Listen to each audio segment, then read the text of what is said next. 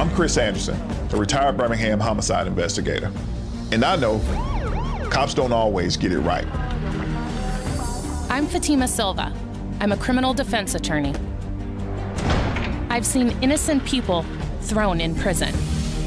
We've teamed up to help families who are convinced their loved ones were wrongfully convicted of murder. When it's over, we either help free an innocent prisoner or help the family face the difficult truth. From the historic haunted heartland of Omaha, Nebraska, my name is Brian Corey, and it is my pleasure to welcome you all, young and old, to this episode of Necronomicast, the finest in creepy conversations. Tonight, it's my pleasure to welcome to the program former homicide detective Chris Anderson and criminal defense attorney Fatima Silva from the television program Reasonable Doubt. On Reasonable Doubt, they re-examine controversial murder cases to help the desperate families of those convicted decide if it's time to appeal or accept the guilty verdict once and for all. So sit back and relax, faithful listeners, as I welcome Chris Anderson and Fatima Silva to the program. And now, joining me on Necronomicast, I'm so excited for this 1-2 punch. I've got Chris Anderson, retired homicide detective from Birmingham, Alabama, Fatima Silva, criminal offense attorney from the San Francisco area, joining me on Necronomicast. How are you guys? We are well, sir. We appreciate you, the invite, and always love to talk to new fans of Reasonable Doubt. Absolutely. We're doing well. I'm really excited. Just wrapped the season. And, some sickness got a hold of me, so pardon the raspiness. But other than that, we're good. Good. I'm glad. I'm glad to have this opportunity to speak with you guys. I'm a big fan of true crime shows and programming and books and everything. It's just so fascinating. And I stay away from, when I read about serial killers or horrific crimes, I don't dwell on the killer. I don't dwell so much on the crimes as I deal with, in my own psyche, in my own mind, what it's like for the victims, what it's like for the families, the community, and also, my goodness, for law enforcement and for attorneys that defend people. It's just fascinating to me. And so to have you guys on the program, I just can't wait to start this conversation. Thank you, man. We're coming up on season 5 of Reasonable Doubt, and it's on Investigation Discovery, Discovery Plus, wherever you like to watch those kind of shows. And it's such a cool show to have a former homicide detective and a defense attorney combine forces. You think they'd be kind of polar opposites in a way, but no, you guys really have this shared pursuit of justice that's really unique. Can you talk a little bit about like the genesis of the show and like what you guys bring to the table? Yeah. So here is, and I'm glad you brought that up first, because a lot of people don't understand the dynamics that happen between a homicide detective and defense attorneys. People think that we are on polar opposite sides of the law, which in some cases that may be somewhat true. But with Fatima and I, and look, we have specific lanes that we stay in. I don't try to be a lawyer on the show. I can't be a lawyer on the show. I stay with my specific lane, which is homicide investigations. That's my area of expertise. And Fatima does her thing. And I think it's our love for justice, our belief in the criminal justice system, and our belief that the criminal justice system gets it wrong sometimes, that makes our relationship or our work so special. And so, we mesh so well behind it.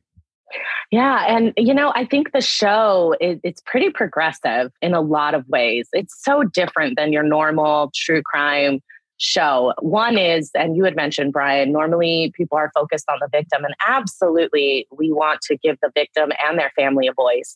But the forgotten people in all of this, the forgotten, somewhat victims as well, is the family of the convict, right? Individuals who, a lot of them just never saw it coming, can't believe it happened. And they're kind of ignored through all of it. If they're not ignored, they're really frowned upon by society, right? Like, who did you raise? A monster? And who is your sibling? Like, gosh, you must have been just raised in this terrible, house. And it's really sad. And we want to give them a voice too, to show that some people, they don't see someone being capable of that. It's their loved one. And so giving them a voice, and more than that, giving them answers is our goal.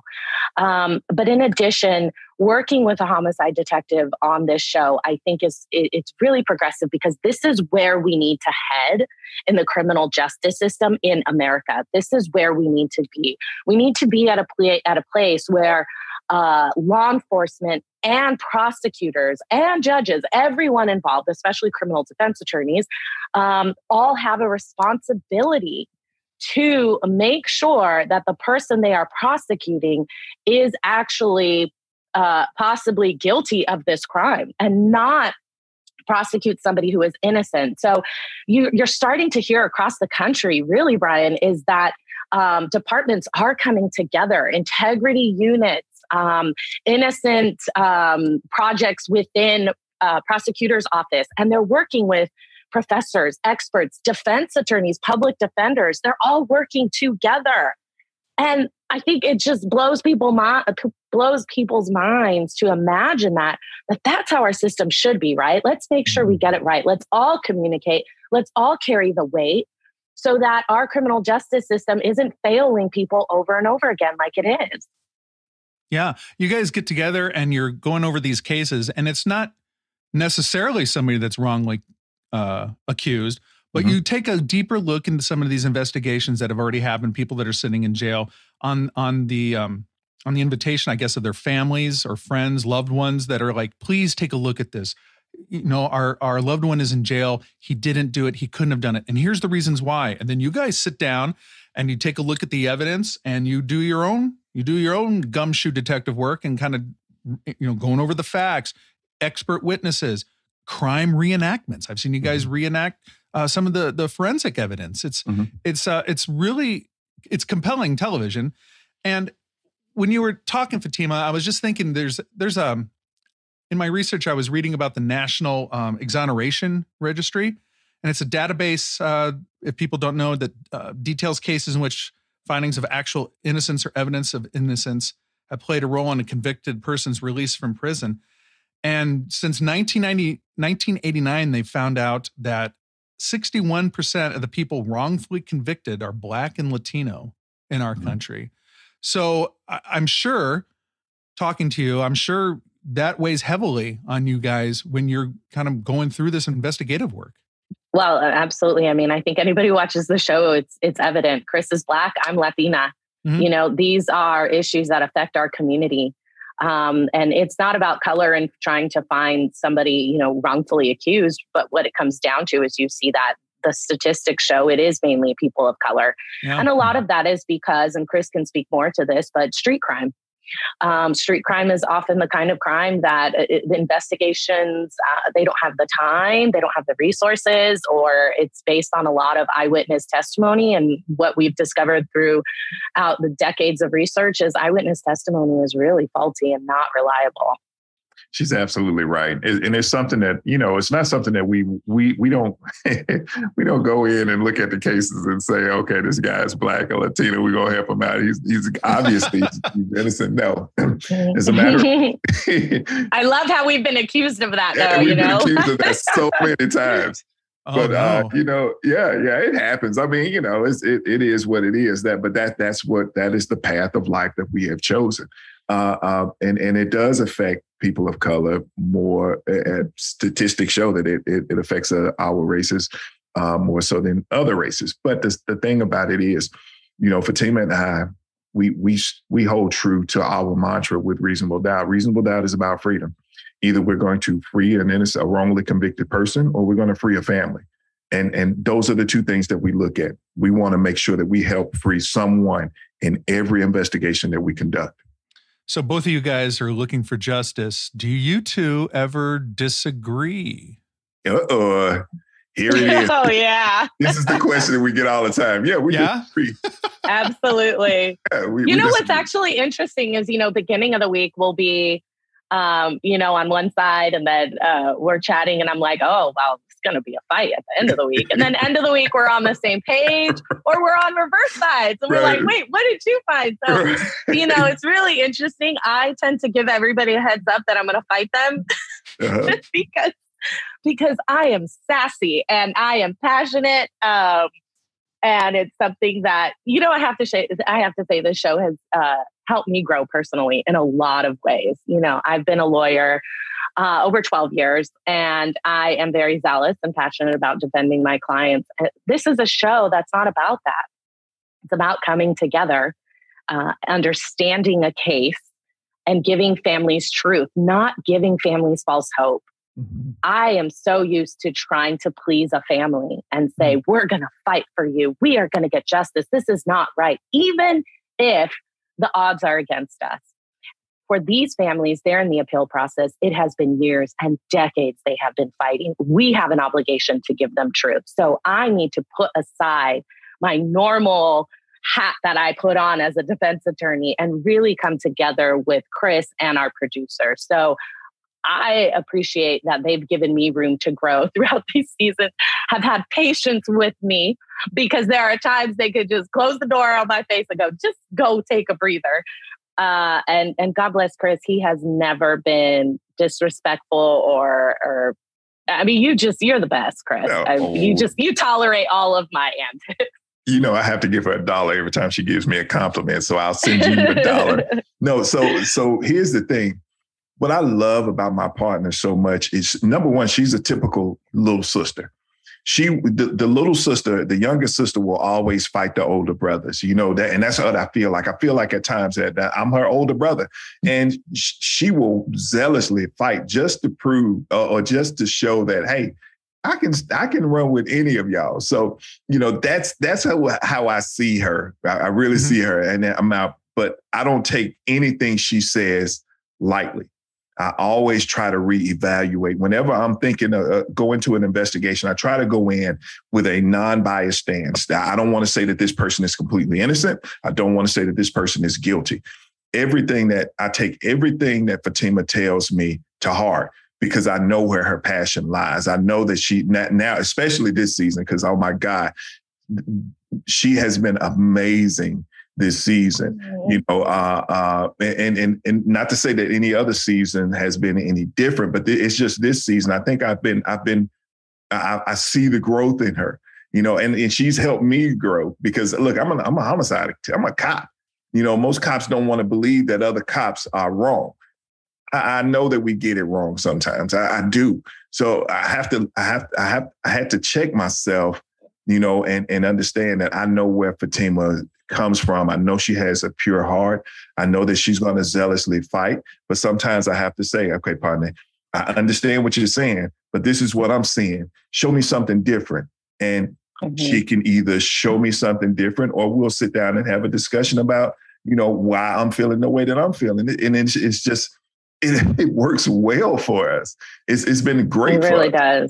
I think every season gets easier. We understand one another better. We know one another. We're family at this point.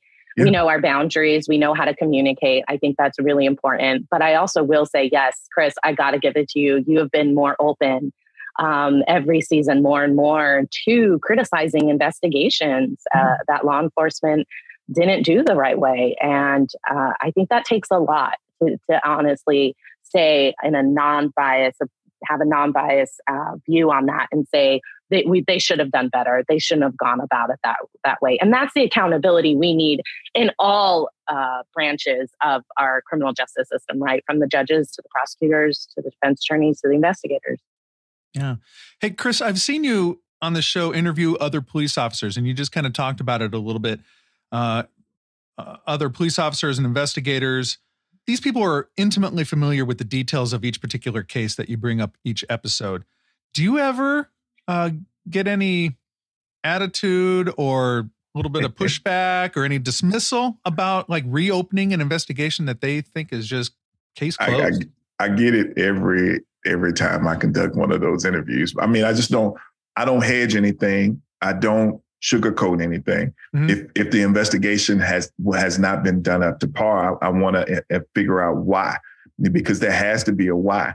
In most cases, people will think that law enforcement it was a huge this huge conspiracy or this mass setup, and in most of the cases, we find out that that's really not the case.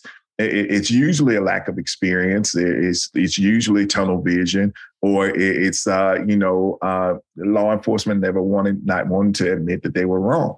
And I understand. I mean, look, I understand that. I come from that world, but at some point in time, look, if there's a person that's been wrongfully convicted, we have to be able to say to our peers that, hey, this is not right, that it should have been done a different way. Mm-hmm. And sometimes, look, I'll have to mix it up with a couple of cops, and I don't mind doing that, but we have to hold each other accountable. See, that's one thing that we weren't taught that in the academy. Now, that there's not enough accountability being taught in our academy classes. So we have to hold each other accountable. And that's what I do whenever I get the opportunity to speak with law enforcement.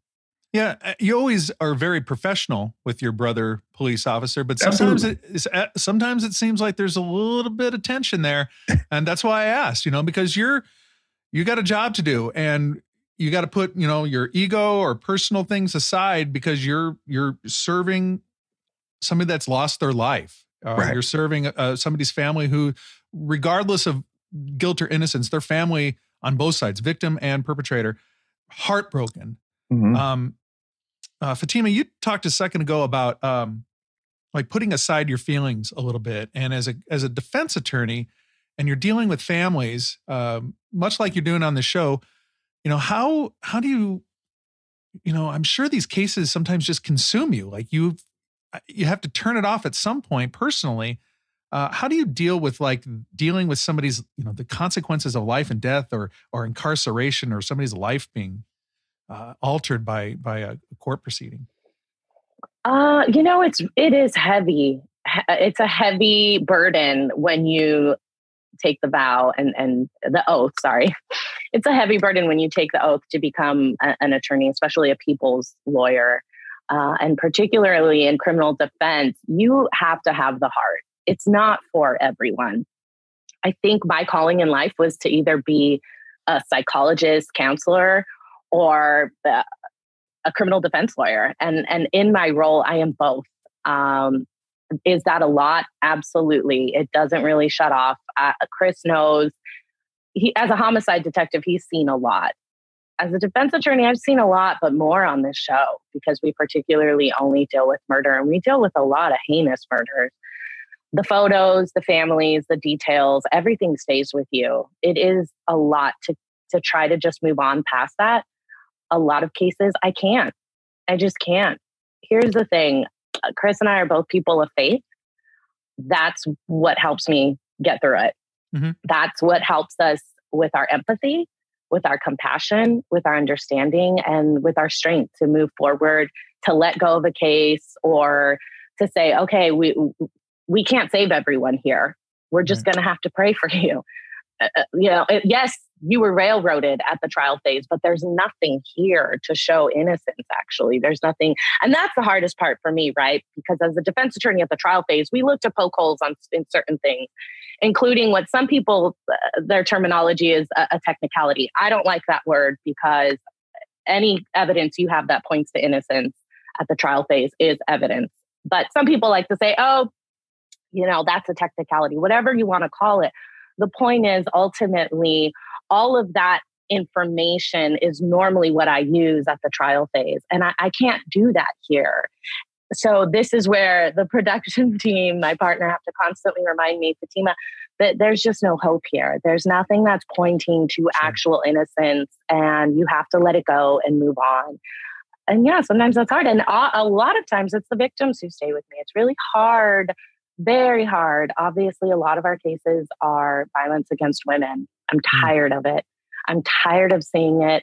I'm disgusted by it, especially at the hands of their husbands, their significant other, mothers. And as a mother, it really affects me. So all I can say is prayer and work. If it's working for making sure that the family understands, hey, this person did it and you need to let go and you need to move on. They're a horrible person.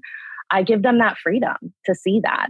Or I help the person, and we're now going to help the victim's family get justice and getting the right perpetrator. Sure.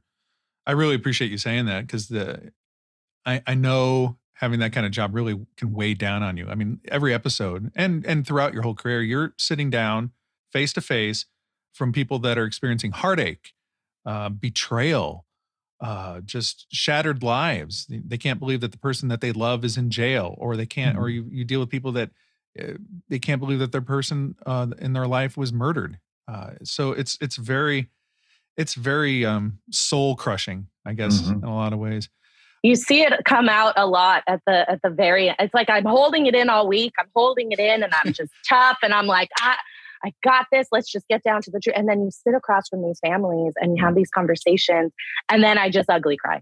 And you see it. And I'm not going to, listen, there's another host from another show that I love and admire, Alina, Chris, who she said, having empathy that and being sensitive, that is not something to be frowned upon. That's a strength.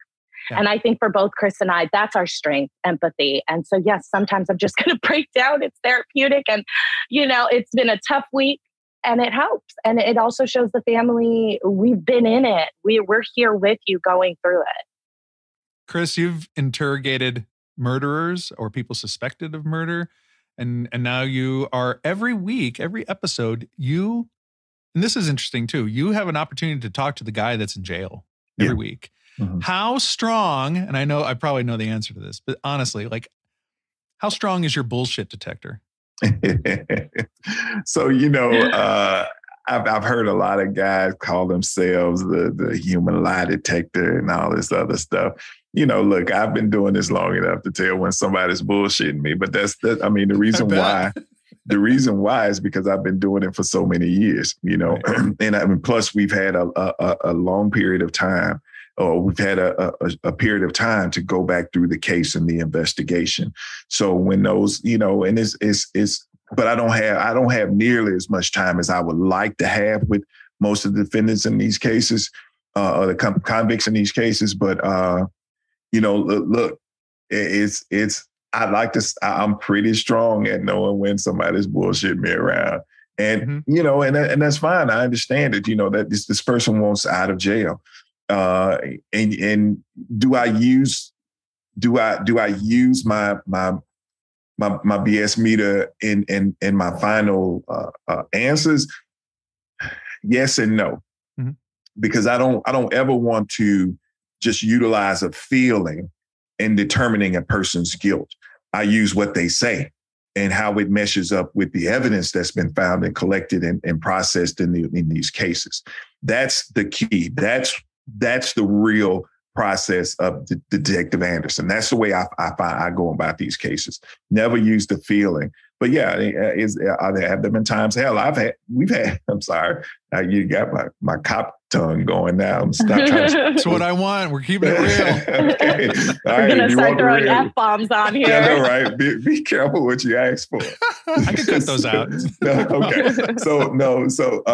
Okay. We've had cases where, look, I could tell that this person just wants out of jail. And they're really willing to say whatever to get out of jail, and that doesn't necessarily mean that person is innocent or that person is guilty for that matter. And I'll sit down and talk with Fatima about it. We may not do it on camera because we talk more. I ain't gonna say we talk just as much off camera as we do on camera about these cases, especially when it's coming down to the wire about where we need to make a decision. So yeah, we'll talk about the interviews, especially because that's always what she's interested in. She don't want to know what the experts say. She want to know what happened during that. While you were in the box, Chris, what did this guy say? Well, what a lot of people don't realize too is I think starting season 3, I decided I wanted to sit in on these interviews. So the ones that are now by Zoom or by phone, and because I can just be there with the headset on listening too. And it's really funny because I'll be really rooting for someone. And I'm like, please answer Chris the right way, please. And I'm like, it comes down to this. And I'm sitting there with the headset on and they say something, they're trying to just pull things and really manipulate a situation. I'm like, man, I'm just bummed because I'm like, before you opened your mouth, I almost had him on board. But then you had to go and I think one thing we've noticed a pattern of is, I mean, I've developed a bullshit meter, honestly. And here's one thing we've noticed a pattern of.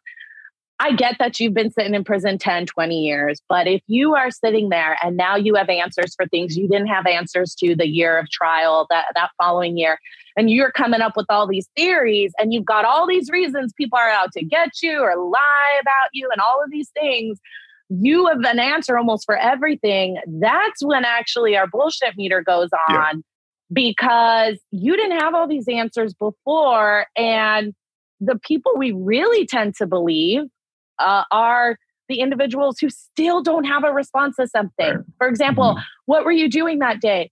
Honestly, it could have been many different things, because they came to me 2 weeks later. I couldn't remember what I was doing that day. So here's the options. And it's the same thing they said at that time, right? So it's that kind of thing we're looking for, where sometimes Chris will say, well, what about this? And they say, why'd you act this way? And they'll say, I don't know. And that's big. Because a lot of times innocent people, they just don't know. They don't have the answers for you. They're innocent. They can't give you those answers if they're innocent. So that's what we have noticed. This season, and I'm sorry I made a butt here, but this season we had a case that, and I will tell you the case, but we had a case that we were both like, look, this dude is innocent. We are about to help him. You know, he did not commit this crime. And then we got in during the interview and his interview just bombed. And, you know, I even, you know, I'm like, well, wait a minute, this doesn't work. Well, how do you know this happened? And you couldn't tell us this. Why didn't you say this in the beginning of the investigation?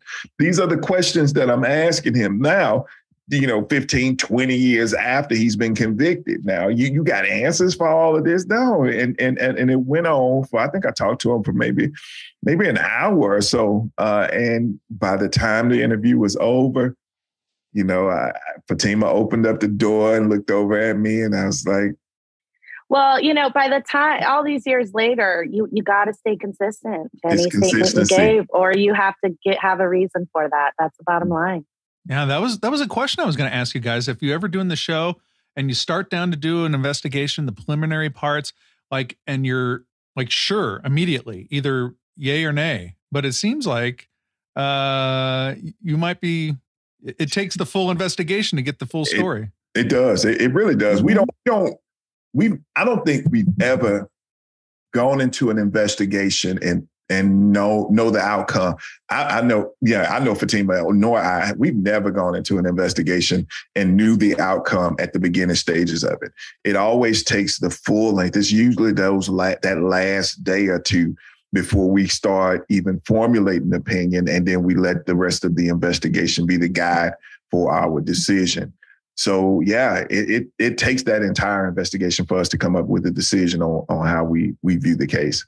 Mm-hmm. And a good tip for people is, I know that this is something that throughout my years of practice has really helped me stay open on the show, is if you go to exoneration, go look up the Register of Exonerations and look up your local Innocence Project. Look at these people who have been exonerated by DNA and other evidence, and look at the story. The story a lot of times does seem like this person's guilty.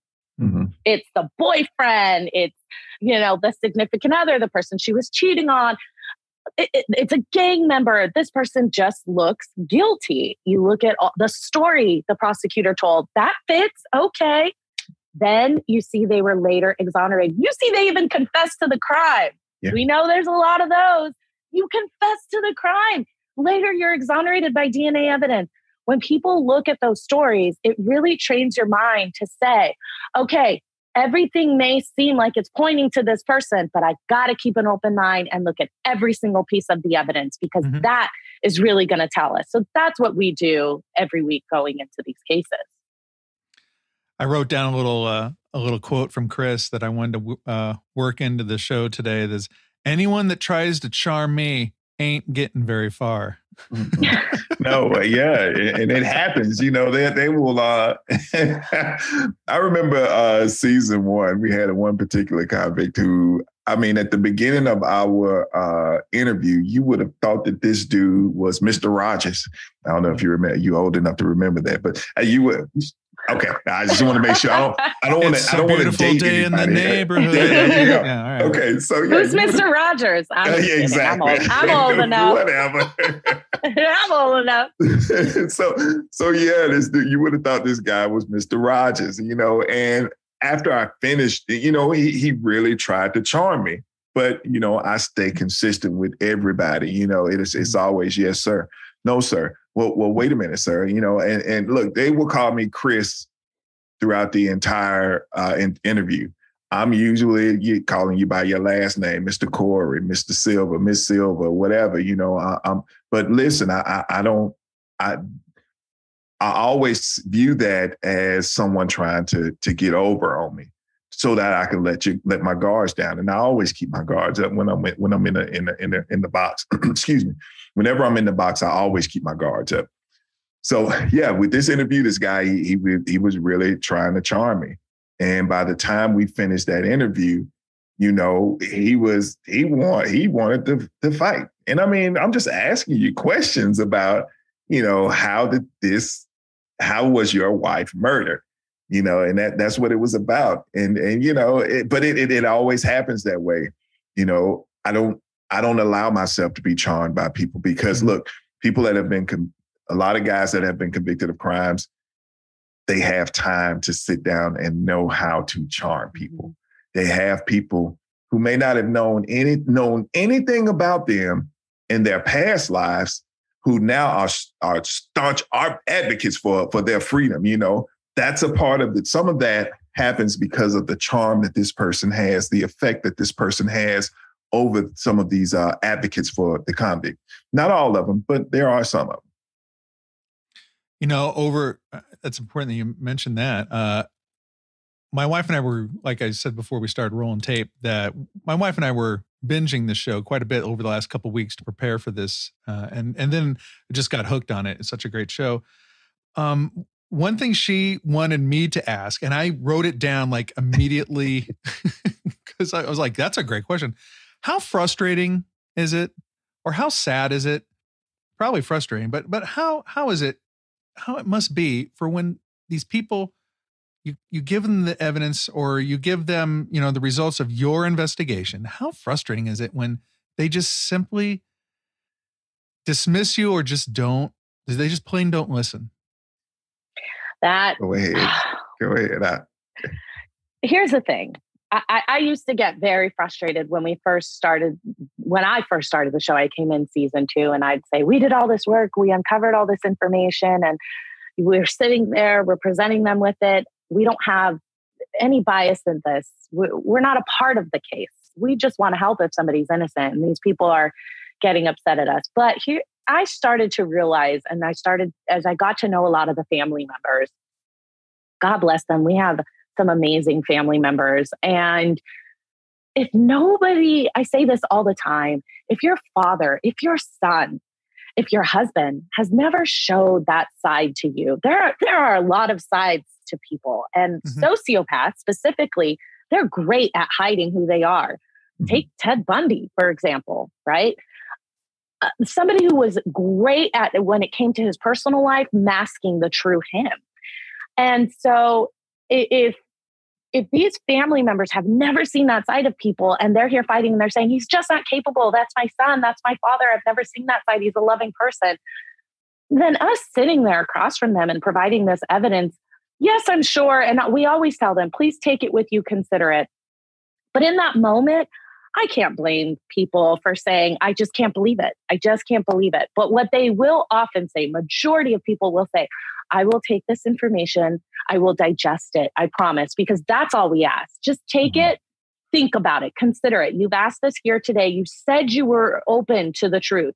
Please just think about it. And a lot of times we get emails, we get messages. Sometimes it's the next day of somebody saying, you know what, I've thought about that and I'm starting to put pieces together and I think I'm going to step back, or I think I'm going to ask him or her these tough questions. I'm in need of answers. The people who frustrate me the most, I will say this because I'm not a saint and I just get so frustrated, are people who They are advocates who met the person afterward. They're advocates who don't really know the person. They just came in on the case because they came across it and they felt like the person was innocent. Yeah. They're just a friend or not somebody who was really close to the person. And they're saying, nope. Those people, God bless them. They just want to advocate for somebody regardless of the truth. They want that person home and they want them out. They don't care if they committed the crime. So those people, at the end of the day, we're never going to reach them. So we just got to let go. But there's always one at the table. Out of two, there's always one that you reach. And even if we could give that one person peace, that's all we're here for. We're not here to make a show to show Chris and Fatima are always right. We don't have egos like that, right? Right. If we're not right, I'll be transparent. There's a case last season. People can look it up. It is Claude Garrett, who there was evidence that showed he may have been innocent. He may not have locked his girlfriend in a closet and started a house fire. We had that evidence. Unfortunately, one of our experts felt his story wasn't matching up with some of the evidence. And we have to rely on our experts. They're nationally renowned. We're not fire experts. We're not coroners. But also, I think it was difficult because there was some domestic violence involved. Chris and I were very uncomfortable with saying there was no motive here when you have that involved. I think that's changed for us this past season. There may have been some of that involved, but we really are just looking at all the other evidence. But the point is, in that case, I'm not saying we were wrong. We didn't help the family, but we did say, our fire experts say this may not be the case. And guess what? That man is out. His conviction was overturned. Right. I'm happy for them because he deserved to be out based on the evidence that was held against him was faulty. Is there other evidence that he might have done it? Maybe, but there's other evidence he didn't. So at the end of the day, we're okay with being wrong. I would love to be wrong if it means justice is later served. So it's not about, we just want you to sit here and accept it. I actually appreciate the people who push back and say, I need more. Because as an attorney, I'm gonna show them, look, we've really dove into everything and just digest it. And it normally happens.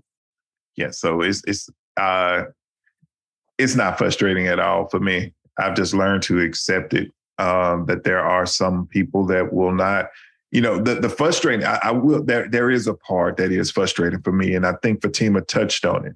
It's those folks that haven't read over any of the information that's contained in some of the case files. There was one in particular. I won't say her name. That gave Fatima and I a case file that she had completed and put together herself about a case. And we took the case file and we started divvying up the information. Fatima took a lot of it because I had a ton of stuff that I was going through. But Fatima went through a lot of that information. And within the case file that she gave us contained evidence of his guilt. So when we sat down at the table and talked to that person and said that we couldn't help because of the information that we found in the case, they were like, what information did you find? Well, it was the information that you gave us, the information that you gave us. She didn't give it to our producers. She gave it to us the first day that we sat down with her. Yeah. So that's the frustrating part. Those that are the ones that have not read a single, when you talk to them at the table and the day one, they are just huge advocates. They know this person is innocent. We know that this person could not have committed this crime, still using some of the same language that Fatima just used. And then, you present it to them, you present it back to them and or present facts about the case. And they don't even know that was even a fact because they haven't really read case files. Or they have facts wrong. They have facts wrong. A lot of times they have facts wrong because throughout the years, they just believe what they want to believe. Right. And that's what happens a lot of times in a courtroom. An eyewitness, a person gets up there and they're remembering something how they want to remember it. And so they just repeat it and then they soon believe it. And then you see the evidence and you go, oh, never mind. Sure. But then, just like Fatima said, we have those ones that'll sit there at that table and they will at the beginning stages of the investigation, when we first sit down with them, they were advocates. They know that person couldn't have done it. And then even at the end, while we're giving them the close and telling them that this person could be responsible for, they'll get up and be so angry at the table that you think when you see the end of the show, it's like, oh, that Fatima and Chris, they probably had to fight this person or had to subdue this person. No, usually those folks will go home and take a look at, listen to what we said and go back and review some of the facts about the case. And then they'll become advocates. They will send us emails and messages and social media messages about how, okay, we see what you were talking about. I understand now. And you know, I've let that part of my life go. I still love my loved one. I'm still going to advocate for them, but not like I was before. I'm not going to put my life on hold to advocate for this person because I believe this person is guilty. Sure. And that goes, you know, when you were talking about having empathy for people, just, you know, those people that are frustrated or in denial or whatnot, they've been hurt. Yeah. They've been hurt multiple times. Immeasurably. Sure. They've been betrayed by the person they trust the most that they've been fighting for. Yeah. So season 5's coming up. How many episodes in season 5 we got? 10 episodes. 10 big episodes. We almost didn't finish too. COVID. COVID was something else. Trying to win. Chris and I both ended up with it at different times. Right. Had to go back to episode. It was just crazy. But this season is so worth it. It's definitely my favorite season. Yeah. Oh, it's really good. I'm really excited to watch because I've already forgot. When we're filming, we're just doing our job. We forget we're filming, and then we go back and we watch it, and it's a real treat. Sure. Then all the producers and the editors and everybody take your hours and hours of footage, and they make us look good. Right. Or sometimes, depending on the camera angle, with our double chins, they don't make us look good, right, Chris? Right. I'm sometimes so excited to see an episode, and then I'll ask one of my producers, our main producer, hey, show me a clip of that episode. Like, I'm really excited. Show me a clip of that. He shows me a clip and all I see is my double chin and I can't even focus. Yes, we are vain people. Right. And I'll just be like, really? Like, I'm not even paying attention to what I'm saying, which is really important. I just see my double chin in this thing. You guys couldn't put the camera high? And then I just don't even want to watch the episode. I'm like, let me just go online and see what people are saying about the actual evidence because I'm just, or my hair. Chris always looks good. Hey, no, I'm glad you brought up your hair because that's one thing I noticed like when watching through the seasons, you got great styles all the way through. It's not just one consistent style. You're not afraid to mix it up. So God bless you on that. Well, they joke that I have like a Twitter dedicated to my own hair because everybody's always got comments about my hair. And all I can say, it depends on the weather. If we're in a really humid place, it's got to be a certain way. There's one this season where it's just like push back and the producer said, you're not going to like it. And I didn't, but I couldn't do anything. Well, Chris, not to leave you out, man. I mean, I wore my shirt and tie today because I'm like, I'm talking to this guy. He's dressed sharp as a tack on every show. I try to dress pretty nice. I wanted to go out. I saw you in your shirt and tie. I wanted to go back upstairs and put mine on. I promise you, I just took it off. Well, guys, I'm really looking forward to season 9. And one thing I've really enjoyed. Oh, season 9. Okay, right. Yes. We are too. You want to see how good I can edit audio? Put your editing One skills. thing I'm really looking forward to with season 5 is just how you guys work through these cases, and they're very, very serious cases. I know we're having a laugh now, and that's just a testament to how well you guys work together and what good friends you are.